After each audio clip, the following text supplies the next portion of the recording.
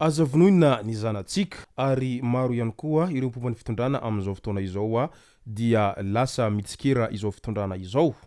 ka ny pitsopitsony mahakasika an'izay ny fakafakaina amintsika atao anatin'ity video ity ka manasantsika rehetra anaraka an'ity video ity hatramin'ny farany aza dino ny milaiky ny video antsika ary tsarova hatrany ny miabone amin'ny chaîne antsika mba ahafahanareo manaraka tsy tapaka ny video zay lefa nahita isan'andro tsy mampendrela moa isika fa avy hatrany tonga de vavany ndao ary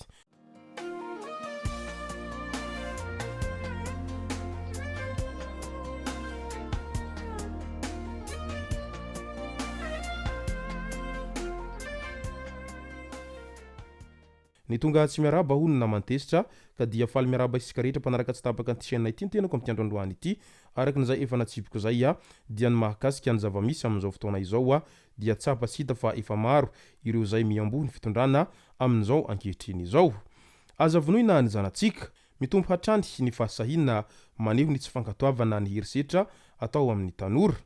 nanamafy ny mompera sy ny masera ny dokotera mianadahy mianabavy ny mpisolo vava ny malagasy maneran-tany samy ny teny ireo hoe aza vonoina ny zanatsika aza vonoina ny zanatsika manamady manjanaka ny mpitandro filaminana ka inona fa mahafantatra tsara ny mahasarobidy izany menaky ny ainy izany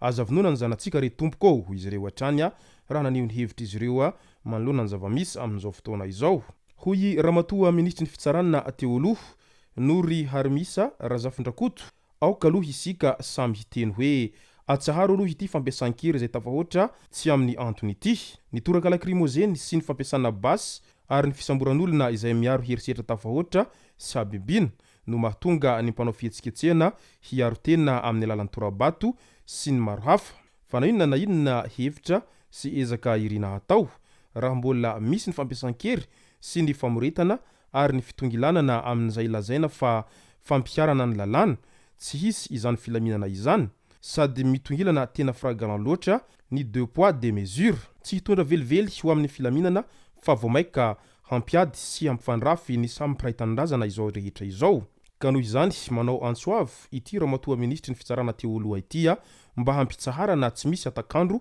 izay herisetra atao amin'ny voaka malagasy izay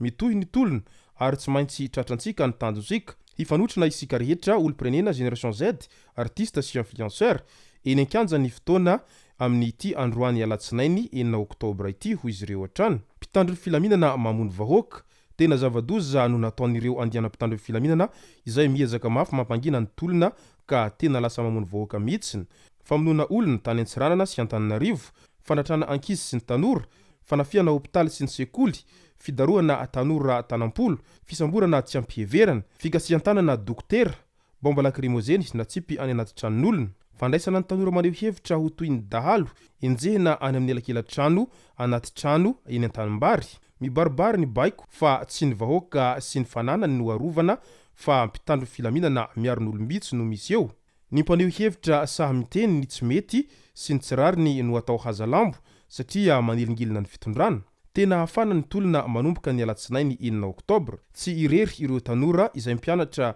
sy ny génération Z fa efa tonga marobe ireo mpanohana ny tolona ary mitohy ny tolona hoy ny fikambanana izay tsy manaiky lembenana ny tolony kanto ahitana ny mpihira sy ireo teknisianina dia efa nanamafy ny tsy fankatoavana ny fampiasana herisetra ataon'ny mpitandro filaminana ary miaraka amin'ny voaka hatrany avelao haneho ny hevitra eny Ambohijatovo sy eo amin'ny kianjan'ny 13 Mai ny tanora hoy ny fianakaviam-ben'ny mpanakanto fitokonana faobe nanomboka amin'ny alatsinainy 9 oktobra ny any fadintseranana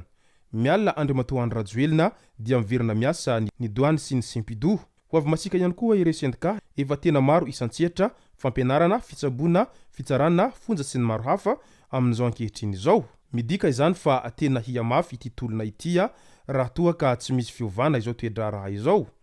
ny any vankaindrano mitohy ny tolona tsy mijanona ny tolona raha tsy mivaly ireo fitakina ireo ny fivoahany député mahavita tara Sylvestre ny fonja ny familiana ny zotra lalam-pirenena RN12A izay mahavoakasika ny tanimbary maro sy ny tanàna ao vankaindrano izay heverin'izy ireo fa noho ny tombotsoa manokana ny olombitsy mila vaholana ny fahatapatapahan-jiro sy ny rano izay matety piavy any an-toeranany miray fo sy miray hina amin'ny voaka malagasy maneran'nosy ihany koa izy ireo amin'izao fangatahana faobe izay ataon'ny voaka malagasy rehetra leo tanteraka an'izao fitondrana izao amin'izao ankehitriny izao ihany koa ny poniny vankaindrano Tsapatsita ihany koa fa efa maro ireo sampomba ny fitondrana amin'izao fotoana izao no efa tsy miray fo sy tsy miray hina intsony manoloana ny zavamisy. Manomboka efa vaky tanteraka ny fitondrana, ny gouvernoura ankehitriny mihitsy no sahy maneho ny tsy fahafaliany manoloana ny zavamisy sy ny zavamiseho ankehitriny. Midika izany fa matoa izy sahy dia tena manomboka malemy ny fitondrana, sady tsy misy ministra intsony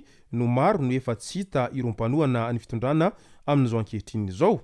Araky ny voalaza ny gouvernoura ny faritra Sofia Chaine tao anatin'ny commentaire na publication iray tao anaty tsiratsira Facebook tao dia milaza mazava tsara izy toy izao manaraka izao. Matoa nanampy ny vahoaka ny tolona tamin'ny 2024 dia voageja loatra izy ireo tamin'izany. Tsy misy ny fanaraka nefa fa hanome vahiny ny fitantanana ny firenena. Communication, commerce, énergie, carburant sy ny maro hafa. Homena mpandraha raha tokana ny lalambarotra rehetra, hopitehana ny vidin'ny vanilina, hanangana milisy manokana, hanilika daholo ny namana izay mpiarany tolona, fahasoloana olona izay tsy mba nitolona akory, ka samy tia tanindrazana na nitolona 270, 170, 220,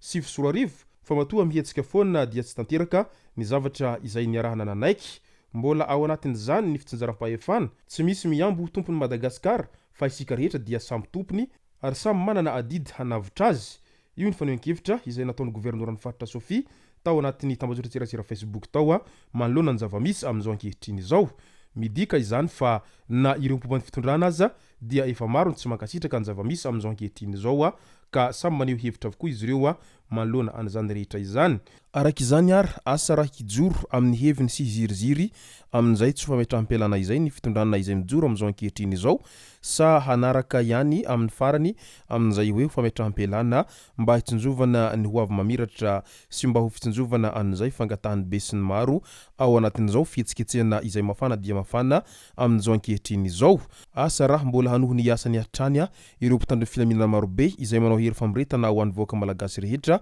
izay manao fitakina sy maneho hevitra amin'izao ankehitriny izao. Asa raha hiova hevitra ihany izy ireo ny farany ao anatin'izany rehetra izany, ka dia eo ampiandrasana an'izay ho mety ho vahaolana ho arosin'ireo mpitondra amin'izao fotoana izao sika amin'izao ankehitriny izao satria efa ela ny andry ary efa tsy mahandrezany intsony ny vahoaka malagasy rehetra amin'izao fotoana izao fa satria tena mahatsapa miaina ao anatin'ny jary tanteraka noho izay teritery lava sy izay fantrana lalina izay niainana hatramin'izay. Izay sy zay no masaka azona roso tao anatin'ity video ity tomboky lasy tomboky vavy misaotratsika rehetra nanaraka an'ity video ity hatramin'ny farany. Aza dininy milaiky ny videontsika ary tsarovatra hatrany miabone amin'ny chaîne antsika mba ahafahanareo manaraka tsy tapaka ny video zay lefa nahito isan'andro. Tomboky lasy tomboky vavy mankasitraka dia mirary soa.